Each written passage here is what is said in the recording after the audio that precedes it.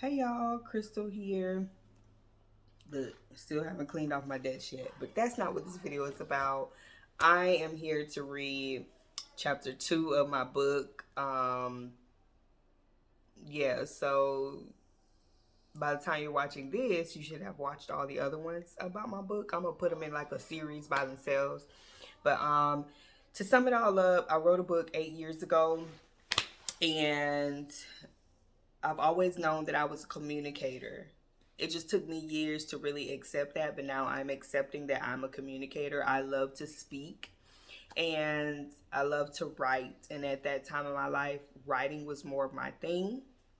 And I was going through a tough time, and I wrote this book called 7 Powerful Ways to Identify and Conquer Your Fears. And at that time, I did not realize that it was a cry. At that time, it was a cry for help because I was in a very dark place as a wife, as a mom, just as an individual. And I was trying to discover myself, trying to just get out of a dark place. And at that time, I didn't know how to do that. So I did a lot of that through writing. So at this time, that book was a cry for help. And now having a full circle moment, realizing that that was the strategy for me to get out of what I was going through. Because as soon as I wrote that book and self-published it and everything, I went into 3 years of like, y'all, what literally felt like hell. I don't know. Hell is hot, but that's what it felt like for me. And it was very, very hard. And to look back where I was then, to look back on what I went through those 3 years, which was nothing but a refinement, the beginning of a refining process. And y'all, I would never have said like that was a time to refine me because I didn't get that at the time, but now I do. It was a refining process. Like I had to get out of my own head. I had to get over the way that I was thinking, the way that I saw people. I was a people pleaser. I was just going through so much stuff. So, anywho, y'all excuse my messy desk. So this is the book I wrote 8 years ago. This is the actual copy. This was the proof. That's what they call it, the proof. And I was so proud. I wrote it all myself. Did edit. Look, I paid an editor on Fiverr. She did a horrible job, but y'all, we all evolve and grow. God, right? Thank God for growth. So you can go back, listen to you can watch the first video where I talk about um, the book. Then I posted another video where I had the realization that this was the actual strategy to get me through what I was going through. And I've read chapter 1, so those videos should be posted by now. So now I am reading chapter 2 of Women versus Freedom, 7 Powerful Ways to Identify and Conquer Your Fears. Chapter 2, What's Stopping You? And y'all, I was writing the way that I talk. So I'm not an editor. I just like to talk things out because that helps me. I like to write things and talk things out. It just helps me have revelation and get clarification and all this stuff. So chapter 2 is What's Stopping You. As of March 1st, 2014, my daughter was almost 2 weeks old, and I will be 27 years old 4 days from then. Why am I still feeling unhappy? Why haven't I seen much change in my life? Why am I still in the same place I was in 3 years ago? Yes, I am filled with joy and love because God has given me the blessing of my second child, and I'll see another year of life in a few days. But why am I still feeling empty in my heart and soul? That day, I decided to make a commitment to myself by reevaluating my life and growing a closer relationship with God. I began writing in a journal at the end of every day. I would write about my day and point out one thing that happened that was keeping me away from the life that I really wanted to live. This became very powerful because I began to have clarity. I began to see things that seemed like a normal routine, not realizing that I was being blinded by fear. I originally called it a lifestyle cleanse because God placed it on my heart to do this, to become disciplined and responsible. But most importantly, I began to get to know and love myself. I felt like I was meeting someone for the first time in 27 years. This has been the best thing that I've done for myself. I've met someone that has changed my life forever. Me, the authentic me. This process has given me strength in every area of my life, and I've realized that I have to love and respect myself first before I can give myself to my family, my job, my passion, and anything else in my life. I'm going left field. More about loving yourself in the next chapter. When you begin to write about your day, this will help you identify what your fears are, what your strengths and your weaknesses are. You will see who and what you need to remove from your life, what you need to add to your life, and the most important thing, you will grow a closer relationship with God and yourself. This is very crucial. This is a very crucial step to conquer your fears and live the life you've always wanted. Tara Carissa is an international speaker, published author, publicist, an all-around businesswoman, and most importantly, she's a woman of God. I read something on her website that talks about the power of writing, and I will quote what she says. When I consider that we have the Bible today because of what people wrote centuries ago, I am reminded of the power of writing. It's more powerful than a sermon on a cassette tape because cassette tape players are no longer readily found. It's more powerful than a VHS tape because, again, VCRs are no longer readily found. But books and manuscripts, despite their format, will never go out of style. Writing is powerful. Here's a tip. Sometimes it is better to write down your problems rather than to talk to someone about it. As you take this journey to freedom, a lot of people won't understand, even the ones close to you. Whether it be your husband, your parents, your family members, your best friend, co-workers, it is not meant for everyone to understand your journey. Writing and prayer was, and still is, my release. I began to depend on God more. And here is the fearless reflection questions. Begin writing in your journal. What are you avoiding? Number 2, do you tolerate things that sabotage you in any form? And number 3, who can you forgive today? And the scripture that was written is, and these things write we unto you, that your joy may be full. 1 John 1:4, King James Version. So this is chapter 2 of the book, What's Stopping You? Y'all, it needs some edits and stuff like that. But thank God for growth, because I can look back at this book and just hear the pain in my voice and where I was at the time when I wrote this. There's automatically a lot of corrections that I want to make myself, but I'm not going to call them corrections. I'm going to call them just the evolving and the growth that I've gone through. And y'all, I can't believe I paid an editor to edit this thing, and it's still a mess. But just to point out a few things. So I'm assuming I named the chapter What's Stopping You because of what I called the lifestyle cleanse at the time for me. And like I said, this book was really based off of when I was pregnant with my second daughter. Yeah, I have 4 now.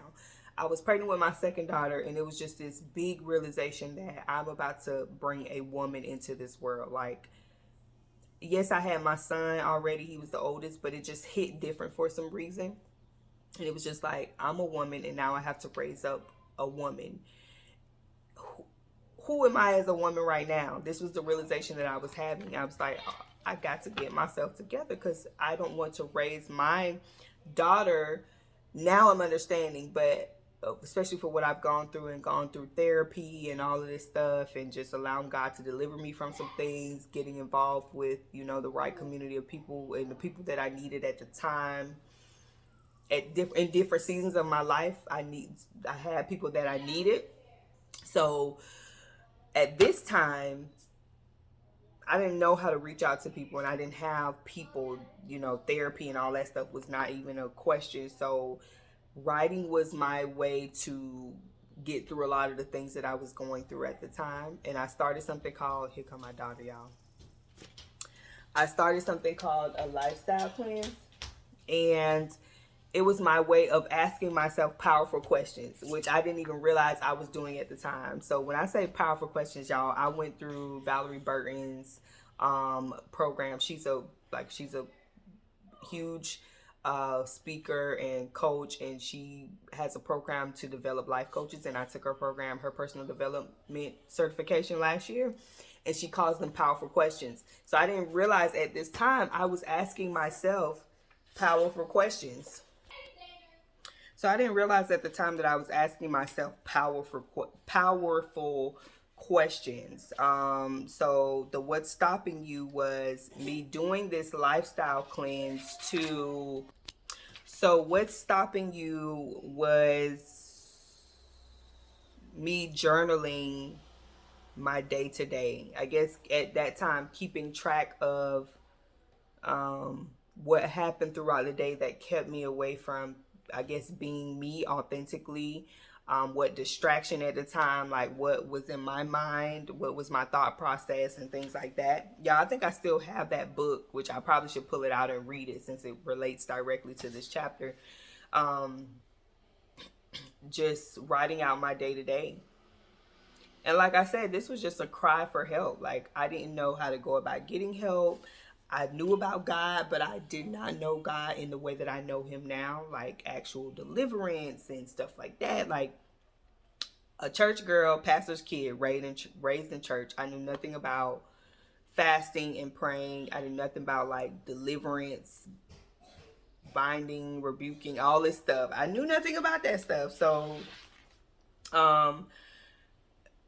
this was my release, and I don't want to repeat myself, but there's just some certain places in this chapter that I do want to point out.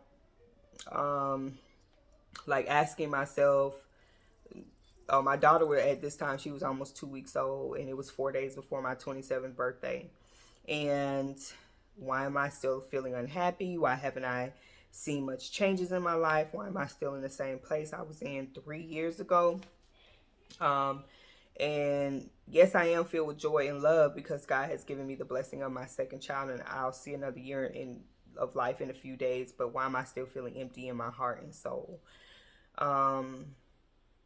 So I began writing in my journal just to track my day and realize, like, have realization of what was keeping me away from things. And I guess also to share that, writing and journaling is very powerful, and it still is. It was for me at that time, and it still is for me today. Like, writing and journaling, something I will never stop doing. I be telling myself now, like, I really got to get back to journaling the way that I do. And I still journal, but I journal in a way of like seeking God more, asking him questions, and then writing down what he says to me. I don't really journal my life anymore like I used to, because that was my way to communicate things, like just have some type of communication.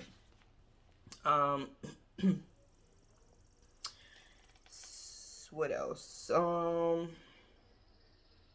When you begin to write about your day, this will help you identify where your fears are, where your strengths and your weaknesses are. You will see who and what you need to remove from your life, what you need to add to your life, and the most important thing, you will grow a close relationship with God. Also, what's stopping you, this section right here, as you take this journey to freedom, a lot of people won't understand, even the ones close to you, whether it be your husband, your parents, your family members, your best friend, co-workers. It is not meant for everyone to understand your journey, y'all. That stops you. Like, that right there stops you. When you are worried about what other people think of you, y'all, I've been delivered from this, okay? So I'm not saying like it's still not something hard to deal with, but I've come a long way, because this was one of the things that stopped me from being, doing what I knew I was called to do, and to, like, this was my fight for freedom. And people was one of those things. Like, I was so afraid to do so much stuff because I used to be not realizing I was dealing with rejection at the time, but I was so afraid of like what my parents would think, he was my boyfriend at the time. No, he was my husband at the time when I wrote this book, but what my husband would think, people that know me, what would they think if I do this or say this or post this or write this or just be who I know I am? Like, what would they think of me? And that stopped me from doing a lot of stuff. Like, the opinions of people was something that I was so afraid of. Like, oh my God, because even at this time, what's crazy is that what I went through after writing and publishing this book, it was definitely one of them refining moments of, God making me realize that, okay, you got to deal with yourself when it comes to people, people are stopping you. You're allowing people to stop you. And I could think back on many moments, like even when I had a lot of momentum going with this brand that I was creating, Woman versus Freedom.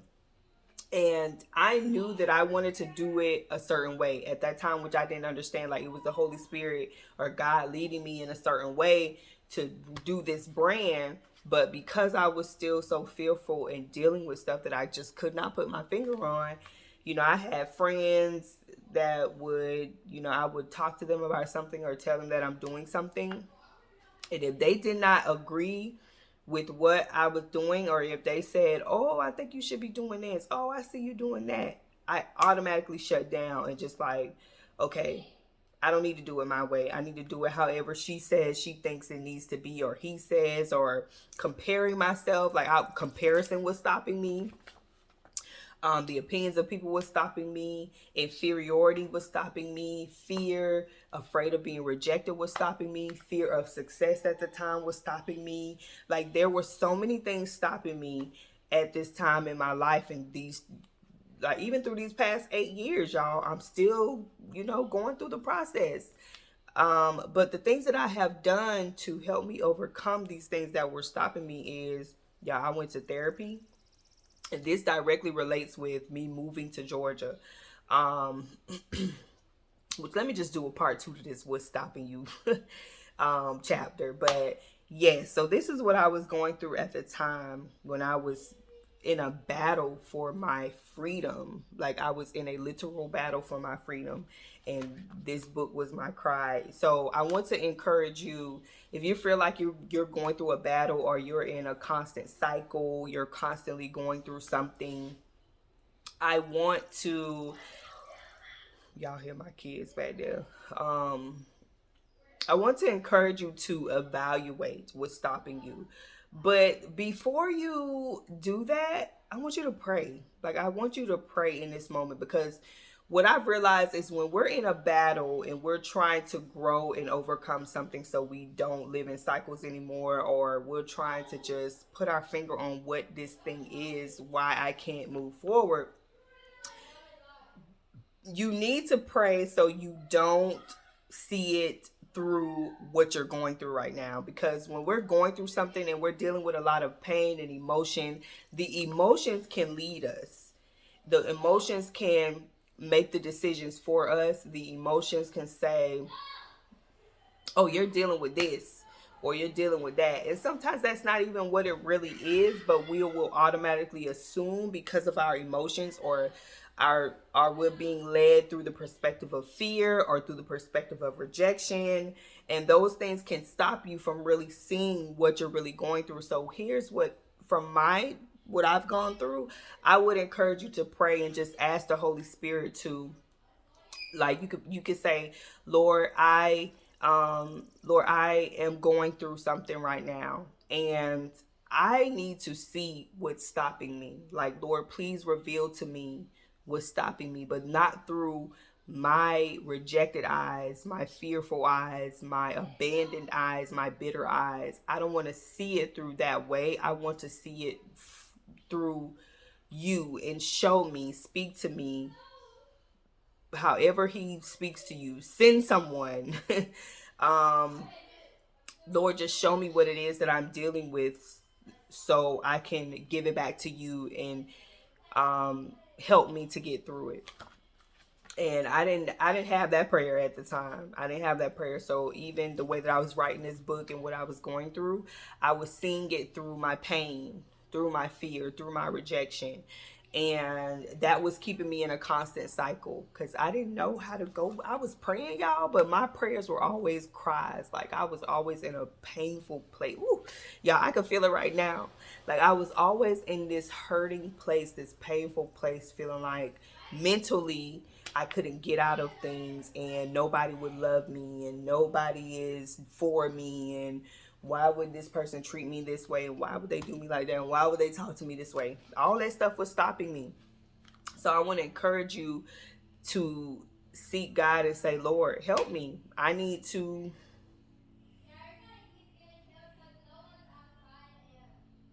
What are they listening to out there? Sound like some worship music, y'all. like that worship music where you lay out and cry before the Lord.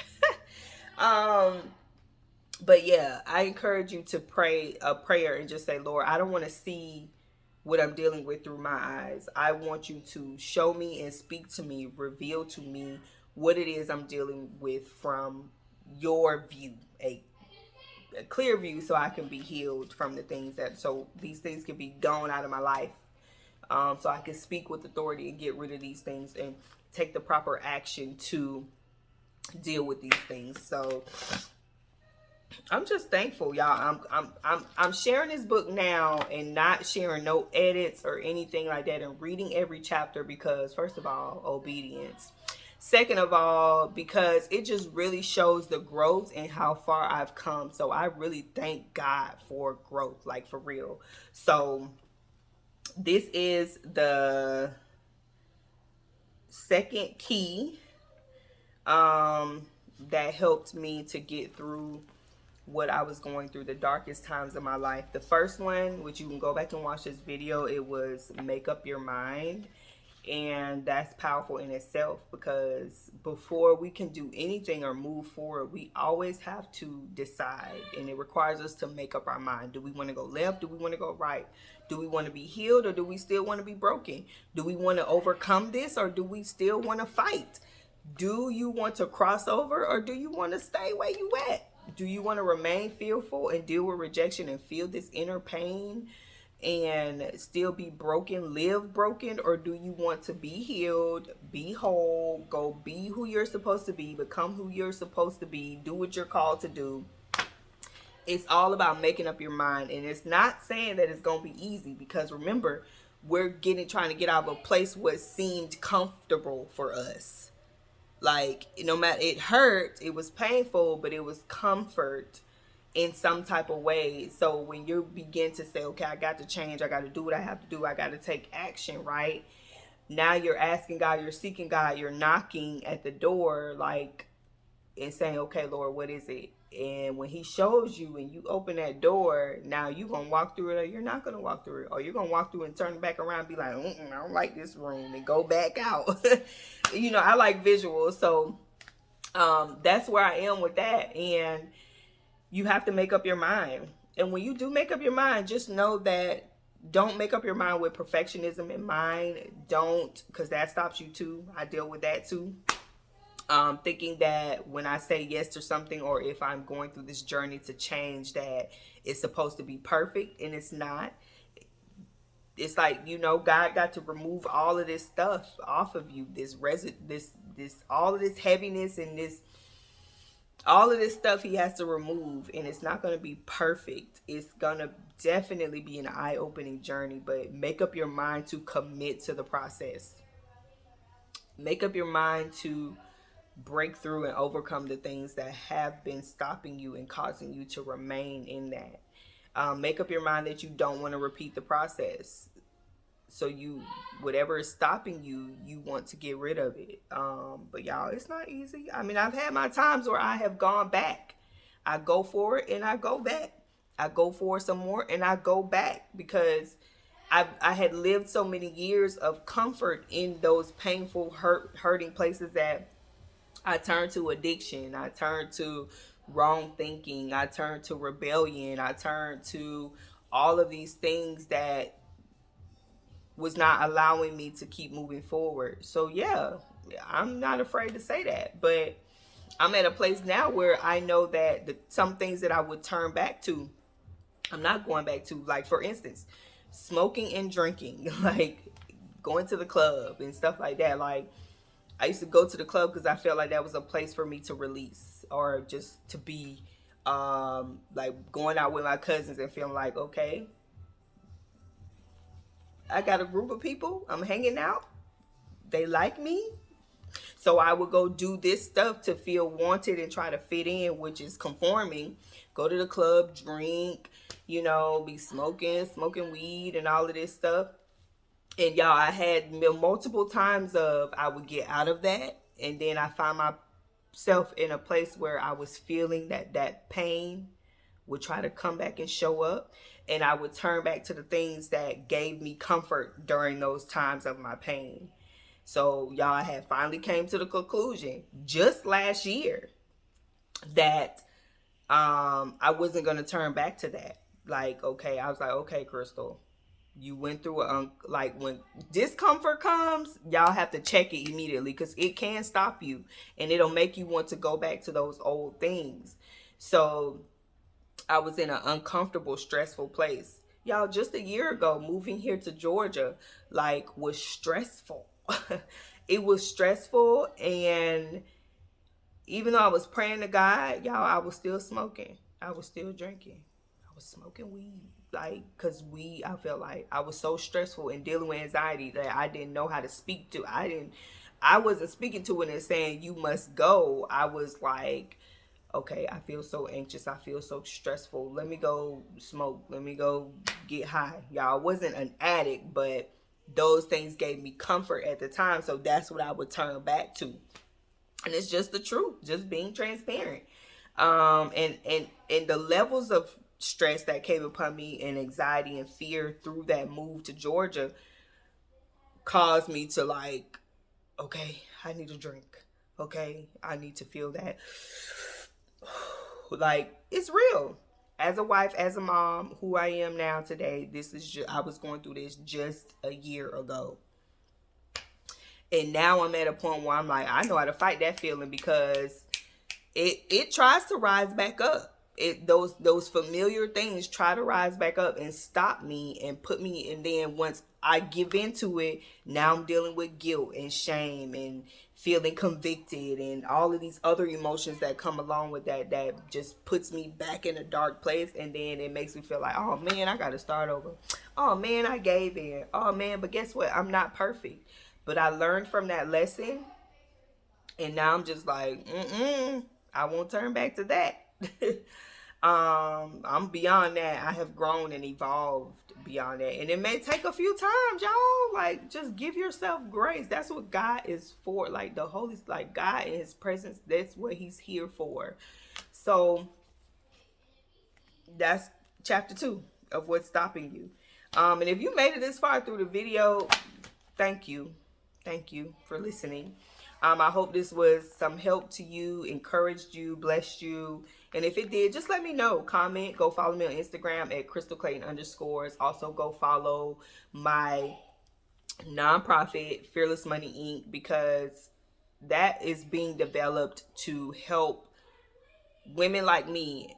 Because, y'all, I went through most of this as a wife and a mom. Like, this is when all of this stuff really started to come up to the surface for me, and I had to get to the root. Like, it was trees. So I had to, over the years, get to the root of it all, you know, like that refining process. You had to go back and dig it all up.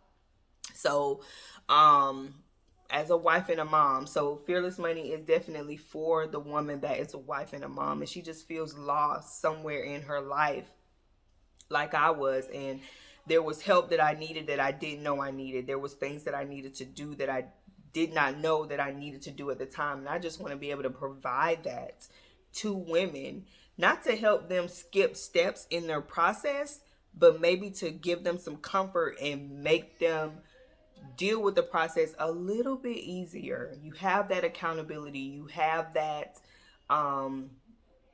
group of women that you can depict, because I didn't even have friends. I had nobody to turn to. I didn't have anybody to talk to. I didn't have a girlfriend to say, hey girl, I'm dealing with this, how can you help me?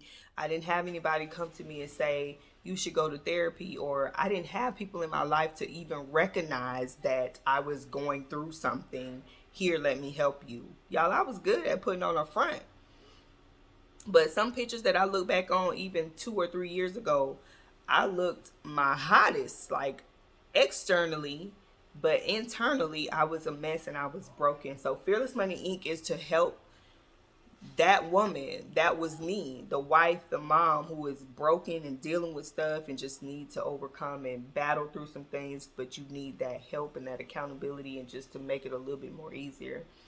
To say goodbye to fear, hello to wealth, like just to build your faith and tap into the wealth that God has for you. Okay, so I'm done talking. We done went 30 minutes. Chapter 3 is coming up. I encourage you to, you know, check in on that video and watch it. It's called You Are Worthy, which is the next key or strategy to use to know that through it all, you're worthy of it all. Like, you're worthy of what you're pressing towards.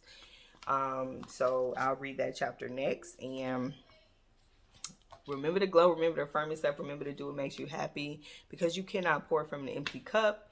And I'll see y'all.